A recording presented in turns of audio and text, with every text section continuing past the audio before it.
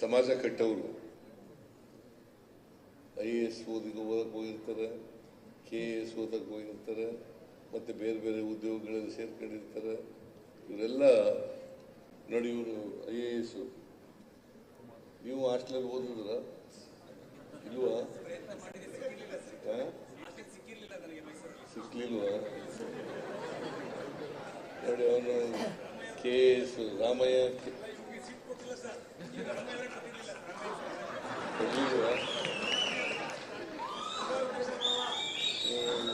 ಇಲ್ಲಿ UCM ಹಾಸ್ಟೆಲಲ್ಲಿ ಓದಿದ್ದು ಮೈಸೂರು ಜಿಲ್ಲೆಯಲ್ಲಿ.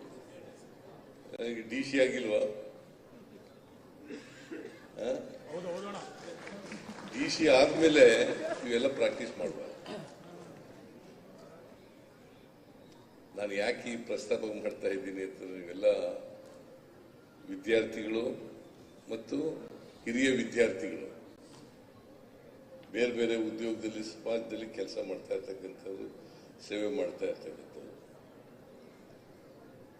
ಅದಕ್ಕೋಸ್ಕರ ನೀವು ಸಮಾಜದಲ್ಲಿ ಮಾದರಿಯಾಗಿರ್ಬೇಕು.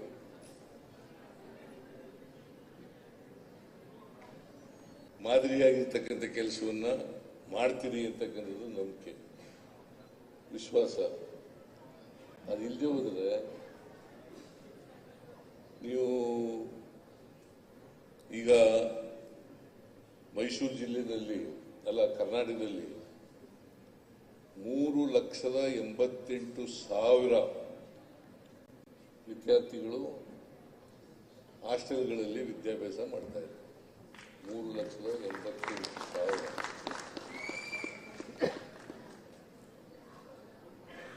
ಮೈಸೂರಿನಲ್ಲಿ 2 ಹಾಸ್ಟೆಲ್ಗಳಿದ್ದವು ಅಲ್ಲ ರಮಯ್ಯ? 2 ಇದ್ದವು, ಒಂದು ಹುಡುಗರಿಗೆ ಒಂದು ಹುಡುಗಿರಿಗೆ. ಈಗ 45 ಹಾಸ್ಟೆಲ್ಗಳ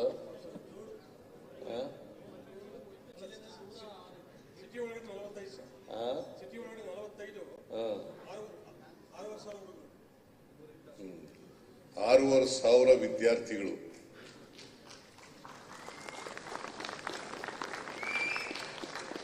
ನೂರು ಜನದ ಹಾಸ್ಟೆಲ್ ಇತ್ತು, ಈಗ 6,500 ಜನ ಓದ್ತಾ ಇದ್ದಾರೆ. ನಾನು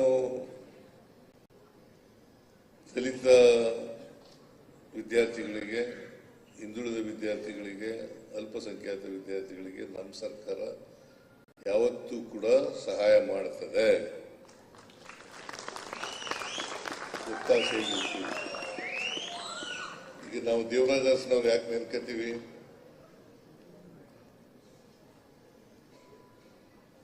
ದೇವರಾಜ ಅರಸನವರು ಹಿಂದುಳಿದ ಜಾತಿಗಳಿಗೆ ಶಕ್ತಿ ತುಂಬತಕ್ಕಂಥ ಕೆಲಸವನ್ನು ಮಾಡೋದು, ಸಾಮಾಜಿಕವಾಗಿ ಆರ್ಥಿಕವಾಗಿ ಶಕ್ತಿ ತುಂಬತಕ್ಕಂಥ ಕೆಲಸವನ್ನು ಮಾಡೋದು. ಅದಕ್ಕೋಸ್ಕರ ಅವ್ರನ್ನ ಸಾಮಾಜಿಕ ನ್ಯಾಯದ ಹರಿಕಾರ ಅಂತ ಕರೀತೀವಿ. ಈಗ ನಾನು 2013ರಿಂದ 2018ರವರೆಗೆ ಮುಖ್ಯಮಂತ್ರಿ ಆಗಿದ್ದೆ. ಅನೇಕ ಭಾಗ್ಯಗಳ ಕಾರ್ಯಕ್ರಮಗಳನ್ನು ಮಾಡಿದ. ಯಾಕೆ ಮಾಡಿದ ಅಂತಂದ್ರೆ, ಬಡವರಿಗೆ ಆರ್ಥಿಕವಾಗಿ ಸಾಮಾಜಿಕವಾಗಿ ಶಕ್ತಿ ತುಂಬಬೇಕು ಅನ್ನೋ ಕಾರಣಕ್ಕೋಸ್ಕರ ಅನೇಕ ಕಾರ್ಯಕ್ರಮಗಳನ್ನು ಮಾಡಿದ. ಈ ಸಾರಿ ಮುಖ್ಯಮಂತ್ರಿ ಆದಮೇಲೆ ಗ್ಯಾರಂಟಿ ಯೋಜನೆಗಳು ಮತ್ತು ಬೇರೆ ಕಾರ್ಯಕ್ರಮಗಳನ್ನು ಮಾಡಿದ್ದೀವಿ. ಉದ್ದೇಶ ಏನಪ್ಪಾ ಅಂತಂದ್ರೆ, ಸಮಾಜದಲ್ಲಿ ಅಸಮಾನತೆ ಇದೆ, ಈ ಅಸಮಾನತೆಯನ್ನು ತೊಡೆದಾಕಬೇಕು. ಅಸಮಾನತೆಯನ್ನು ತೊಡೆದಾಕದೆ ಹೋದ್ರೆ ಜಾತಿ ವ್ಯವಸ್ಥೆ ಹೋಗಲ್ಲ.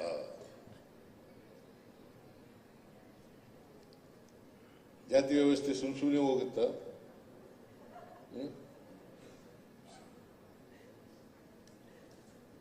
ನೀವು IAS ಮಾಡ್ಕೊಳ್ಳಿ, ಆಗ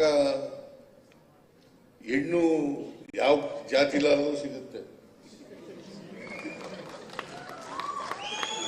IPS ಮಾಡ್ಕೊಂಡು ಸಿಗುತ್ತೆ, KAS ಮಾಡ್ಕೊಂಡು ಸಿಗುತ್ತೆ.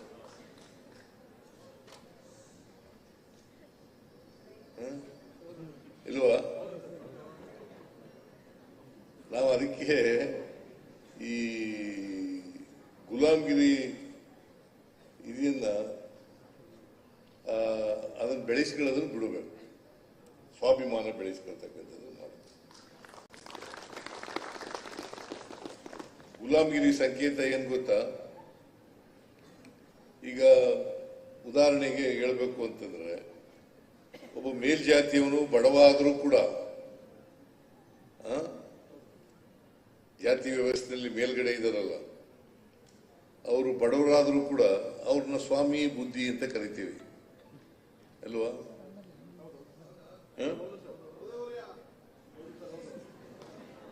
ಅದೇ ಒಬ್ಬ ದಲಿತ ಶ್ರೀಮಂತನಾಗಿದ್ರು ಕೂಡ, ವಿದ್ಯಾವಂತನಾಗಿದ್ರು ಕೂಡ ಅವನ್ನ ಸಿಂಗುಲರ್ ನಲ್ಲಿ ಮಾತಾಡಿಸ್ತೀವಿ.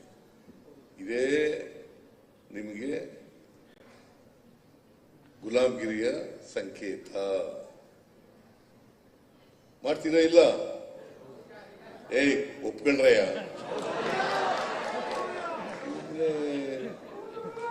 ಸತ್ಯ ಹೇಳೋದಕ್ಕೆ ಒಪ್ಕೋಬೇಕಲ್ವಾ?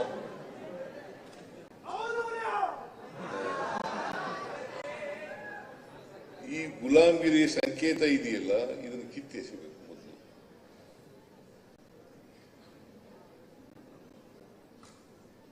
ಇದು ಕಿತ್ತೆಸಿತಕ್ಕಂಥ ಕೆಲಸವನ್ನು ಮಾಡಬೇಕು, ಸ್ವಾಭಿಮಾನ ಬೆಳೆಸಬೇಕು.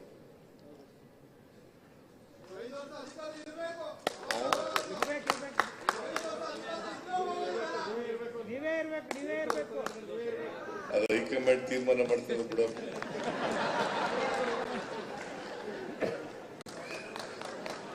ನಾನು ಯಾಕೆ ಇವೆಲ್ಲ ಹೇಳ್ತಾ ಇದ್ದೀನಿ ಅಂತಂದ್ರೆ, ಕನಿಷ್ಠ ಪಕ್ಷ ಇವನ್ನೆಲ್ಲ ಬೆಳೆಸ್ಕೊಳ್ತಕ್ಕಂಥ ಕೆಲಸ ಮಾಡಬೇಕು. ಅದಕ್ಕೆ ಈ ಗ್ಯಾರಂಟಿ ಯೋಜನೆಗಳನ್ನು ತಗೊಬಂದದ್ದು ಯಾಕೆ ಅಂತಂದ್ರೆ,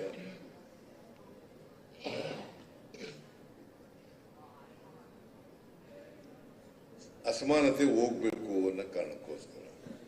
ಹಿಂದೆ ನಾನು ಮುಖ್ಯಮಂತ್ರಿ ಆಗಿರುವಾಗ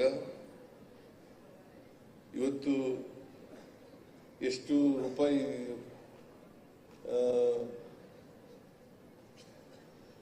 ಬ್ಯಾಕ್ವರ್ಡ್ ಕ್ಲಾಸ್ ಇಲಾಖೆಗೆ ಎಷ್ಟು 3,500 ಕೋಟಿ ರೂಪಾಯಿಯನ್ನ ಕೊಟ್ಟಿದ್ದೀವಿ.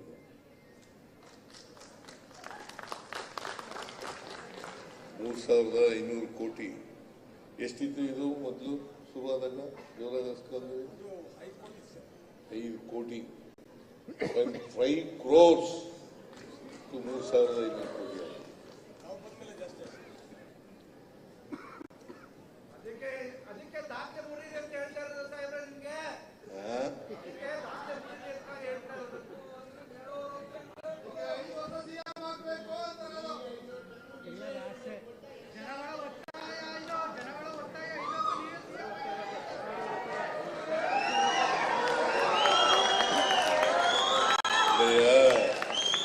ಪ್ರಜಾಪ್ರಭುತ್ವ ವ್ಯವಸ್ಥೆಯಲ್ಲಿ ಜನರ ಆಶೀರ್ವಾದ ಇದ್ರೆ ಮಾತ್ರ ನಮ್ಗೆ ಅಧಿಕಾರ ಸಿಗುತ್ತೆ.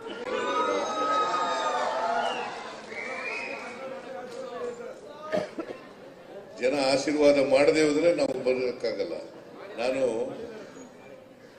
ಸುಮಾರು 16 ಎಲೆಕ್ಷನ್ ಫೇಸ್ ಮಾಡಿದ್ದೀನಿ ಇಲ್ಲಿವರೆಗೆ.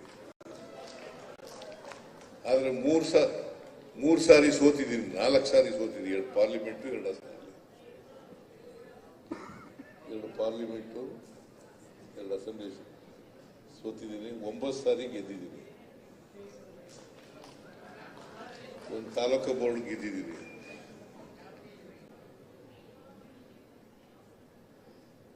ಪ್ರಜಾಪ್ರಭುತ್ವದಲ್ಲಿ ಆಶೀರ್ವಾದನೆ ಮಾಡದೆ ಹೋದ್ರೆ ಏನಪ್ಪ ಮಾಡಕ್ಕಾಗತ್ತೆ?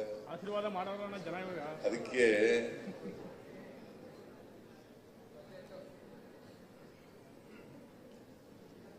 ಅವಕಾಶ ಸಿಕ್ಕಬೇಕು. ನಿಮ್ನೆಲ್ಲ ಅವಕಾಶಗಳಿಂದ ಅಕ್ಷರ ಸಂಸ್ಕೃತಿಯಿಂದ ವಂಚಿತರನ್ನಾಗಿ ಮಾಡಿಬಿಟ್ಟಿದ್ರು ಬಹಳ ವರ್ಷದವರಿಗೆ.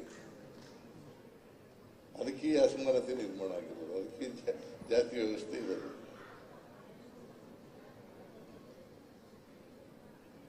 ಅವಕಾಶ ಸಿಕ್ಕಿದ್ರೆ ಎಲ್ಲರೂ ಅವಕಾಶನ ಉಪಯೋಗಿಸ್ಕೊಂಡು ಮೇಲಕ್ಕೆ ಬರ್ಲಿಕ್ಕೆ ಅನುಕೂಲ ಆಗ್ತದೆ. ಅವಕಾಶನ ಸಿಕ್ಕದೆ ಹೋದ್ರೆ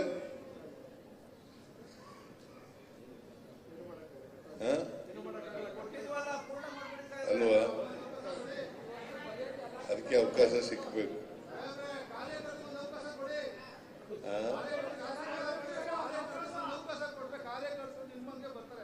ಕೂತ್ಕಳೆ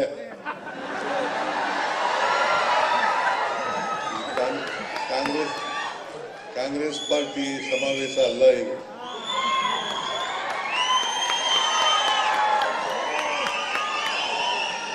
ಕಾಂಗ್ರೆಸ್ ಪಾರ್ಟಿ ಸಮಾವೇಶ ಅಲ್ಲ.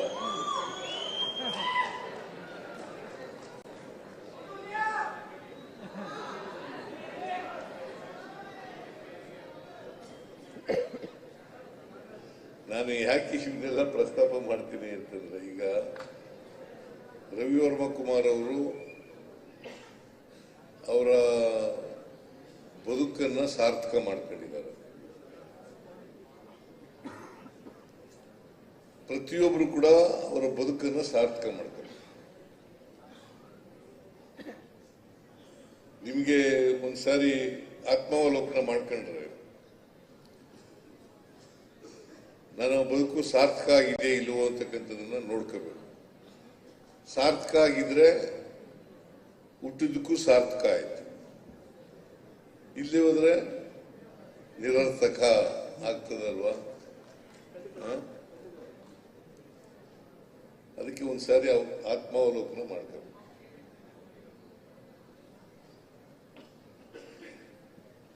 ಹುಟ್ಟು ಆಕಸ್ಮಿಕ, ಸಾವು ಗ್ಯಾರಂಟಿ ಅಲ್ವಾ? ಈ ಮಧ್ಯೆ ಬದುಕ್ತೀವಲ್ಲ ನಾವು, ಆ ಮಧ್ಯೆ ಬದುಕ್ತಕ್ಕಂಥ ಅವಧಿನಲ್ಲಿ ಜೀವನವನ್ನ ಸಾರ್ಥಕ ಮಾಡ್ಕೊಂಡಿದ್ದೇವೋ ಇಲ್ವೋ ಅಂತ ಒಂದ್ಸಾರಿ ನೋಡ್ತೀವಿ.